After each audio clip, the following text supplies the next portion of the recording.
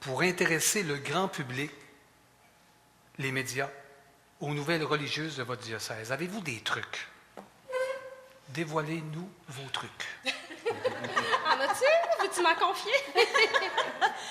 Ben, ça dépend toujours du sujet, mais je pense que si on veut intéresser les médias au dynamisme qui se vit dans nos diocèses, il faut aller chercher l'événement, mais l'événement qui se situe au cœur de l'humain.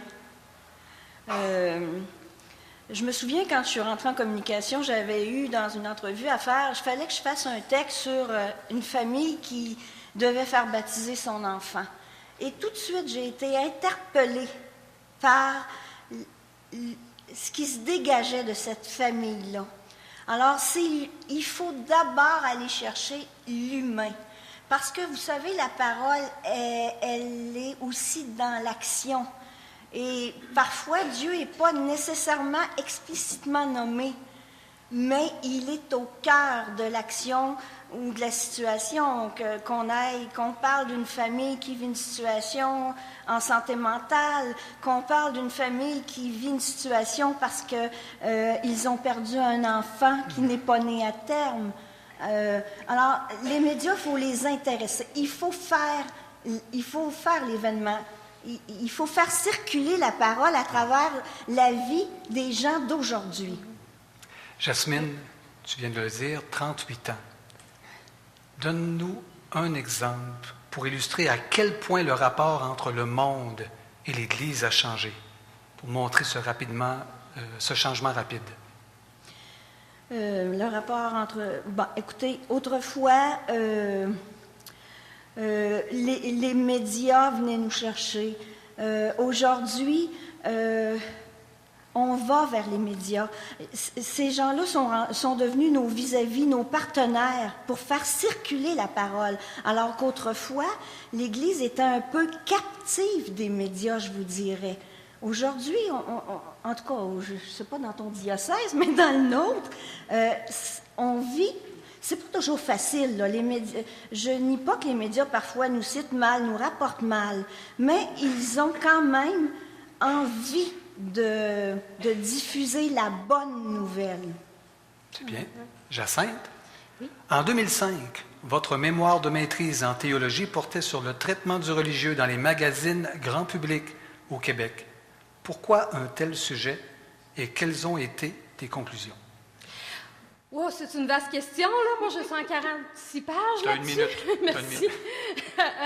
Mais au départ, je voulais vraiment confronter l'idée reçue, l'idée qu'on entretient facilement aussi, parfois en Église, de l'hostilité des médias face aux religieux, ou du désintérêt, de l'indifférence, de tout ça. Ça n'intéresse pas les médias, à moins que ce soit un scandale. Bon.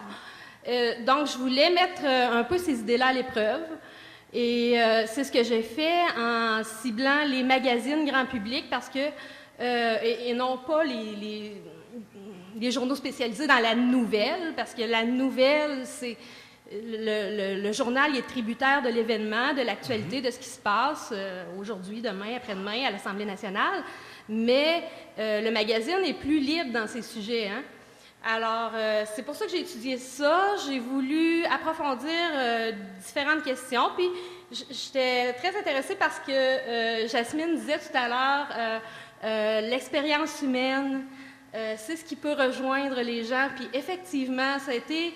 Une de mes principales conclusions dans cette recherche, c'est que lorsque on traite du religieux dans les magazines, quel que soit le magazine, quel que soit le journaliste, quel que soit le sujet, s'il y a une expression de l'expérience personnelle, une expression de l'expérience religieuse de la personne, une dimension de la profondeur, bien, dès lors, le sujet va avoir beaucoup plus de chances d'être traité de façon positive ou nuancée.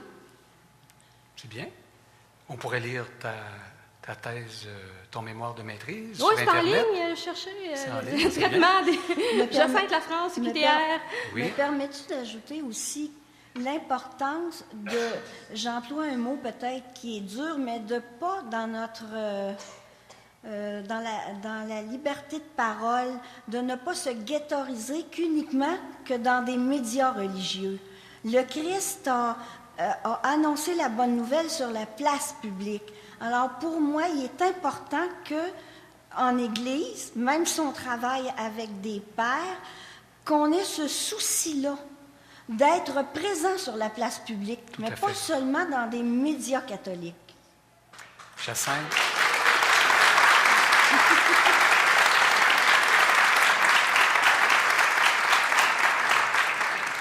Jacinthe, aujourd'hui, on a évoqué les noms de Josée Blanchette, chroniqueuse au journal Le Devoir, et de Benoît Lacroix, le dominicain bien connu, parce que, comme président de l'AMECO, l'Association des médias catholiques et œcuméniques, tu as eu à leur remettre conjointement le prix Claude Masson. Tout d'abord, qu'est-ce que le prix Claude Masson? Et deuxièmement, comment Josée Blanchette, qui se dit athée, a reçu ce prix d'une association religieuse? Bon, le prix Claude Masson, tout d'abord, c'est un prix que l'AMECO ou son ancêtre, la CPC, remet depuis une quinzaine d'années. En fait, c'était la 15e année, je crois, qu'on le remettait. Et puis, c'est un prix qui vise à reconnaître chez des journalistes de médias écrits francophones canadiens et qui sont des médias non religieux, des journaux, des magazines non religieux, de reconnaître chez eux la promotion de valeurs telles que le respect de la vie, la justice, la paix, des valeurs humaines et spirituelles que l'on partage. Et puis, donc, on avait décidé de remettre conjointement, ça c'était une première, on remettait conjointement à Josée Blanchette et à Benoît Lacroix le prix Claude Masson, parce qu'on avait décelé dans leur intervention dans les médias, le plus souvent dans Le Devoir, mais aussi ailleurs, qu'ils se nourrissaient un peu de leur relation, cette relation spéciale que le dominicain partageait avec la journaliste, alimentait un peu leur travail, puis ce qui en ressortait des valeurs éthiques et humaines. Alors, on a décidé de faire ça. Comment Josée Blanchette l'a reçu? Ben, écoute, quand je l'ai appelée la première fois pour lui dire, notre comité de sélection, on a décidé de vous remettre le prix Claude Masson, puis voilà qui nous sommes. Elle a dit, oui, mais là, moi je suis pas croyante, hein? C'est pas un critère de sélection. Alors, voilà. Ça a été sa première réaction. C'était comme, est-ce que je mérite ça? Bon, mais on a su la rassurer, puis à la fin, elle était très reconnaissante. Elle recevait le prix avec beaucoup d'humilité et surtout beaucoup de joie, je pense, de partager ce prix-là avec son ami. Seulement, on ne le savait pas à ce moment-là, mais c'était quelques mois avant son décès. Avant son décès. Mesdames, professionnelles de la communication, nous allons poursuivre l'entrevue sous le mode « Dis seulement une parole et nous serons toutes oui ». Alors, vous l'avez deviné, Jasmine et Jacinthe, il s'agit de réponses brèves, comme vous l'espérez parfois de journalistes ou de gens que vous interviewez. Alors, réponse rapide, les questions à tour de rôle. Est-ce vrai que les médias ne s'intéressent plus à l'Église? Non, je ne crois pas. Ce n'est pas vrai qu'ils ne s'intéressent plus à l'Église, mais ils ne savent pas toujours à quoi de l'Église s'intéresser. Parfait. Jasmine? Je suis tout à fait entièrement d'accord avec Jacinthe. Non seulement je suis d'accord, mais après 38 ans, je réalise que l'Église, quelle que soit la façon dont on en parle dans les médias, elle est de plus en plus présente, que ce soit dans la publicité, que ce soit dans les titres, que ce soit dans... L'Église est de plus en plus présente. Un exemple de nouvelle qui suscite l'intérêt de la part des médias, mis à part les scandales. Le nombre d'églises qu'on va fermer. Jacinthe. Oui, ça tient beaucoup à ça. C'est certain que la question du déclin, des fois, on a tendance à analyser ça comme un déclin de la place de l'Église dans la société, mais en fait, c'est la fonction de l'Église qui est différente, qui n'est plus une fonction sociale. Alors, Puis en même temps, je dirais qu'ils sont aussi très curieux et préoccupés par ce qui est étonnant. Un exemple tout à fait anodin, mais qui ne l'est pas pour moi et pour beaucoup de baptisés, un couple qui est marié depuis 60-65 ans. Pour nous, ça peut paraître banal, mais c'est extraordinaire comme bien de fois on peut avoir ce type de demande-là de la part des médias. Donnez-nous des noms, on veut les interviewer. Et c'est une belle curiosité qu'ils ont, là. Ils ne veulent pas prendre ces gens-là au piège. Ils ont une belle curiosité. Excellent. Ouais. Selon vous, votre meilleur coup médiatique, votre grande fierté ou votre grande satisfaction? C'est presque une question qui tue, ça. Bien, moi, je me rappelle, ça m'est venu à l'esprit tout à l'heure. Je m'en doutais que tu allais me poser cette question-là.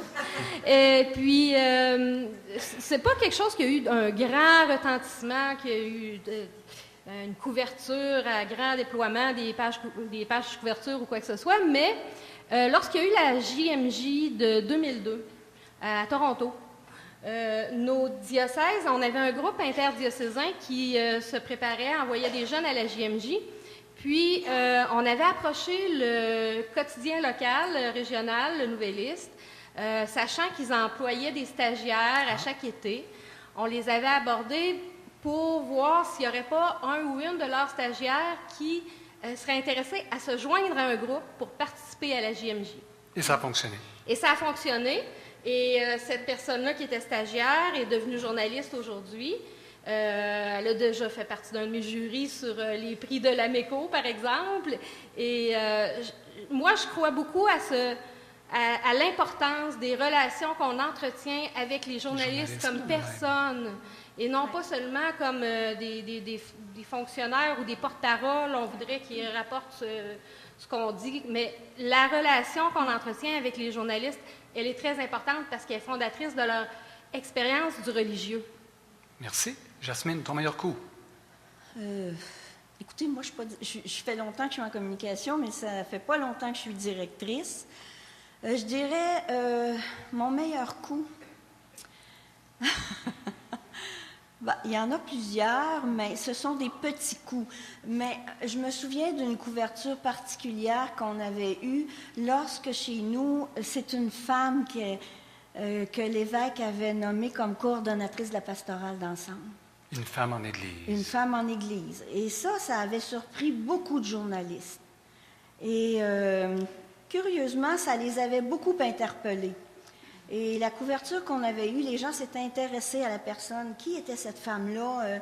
Je me souviens qu'on avait demandé à l'époque à Monseigneur Martin Veillette, pourquoi avoir choisi une femme, puis pourquoi elle? Puis je trouve que les médias avaient eu une belle curiosité, et je pense que pour l'Église, c'est très sain. En terminant, est-ce que la popularité médiatique de François a un impact dans votre travail? Je crois bien que oui. Il a un impact parce qu'il nous permet plus facilement de faire circuler la parole, parce qu'il a une image crédible, tout comme Jean-Paul II en a eu une auprès des jeunes, politiquement parlant aussi. Et je pense qu'il a un langage qui me rejoint moi d'abord, parce que je suis de la périphérie. Et je vais avec et vers la périphérie, mais je ne suis pas quelqu'un qui voit la périphérie au-dessus. Je suis de la périphérie. Jacinthe et Jasmine, merci beaucoup.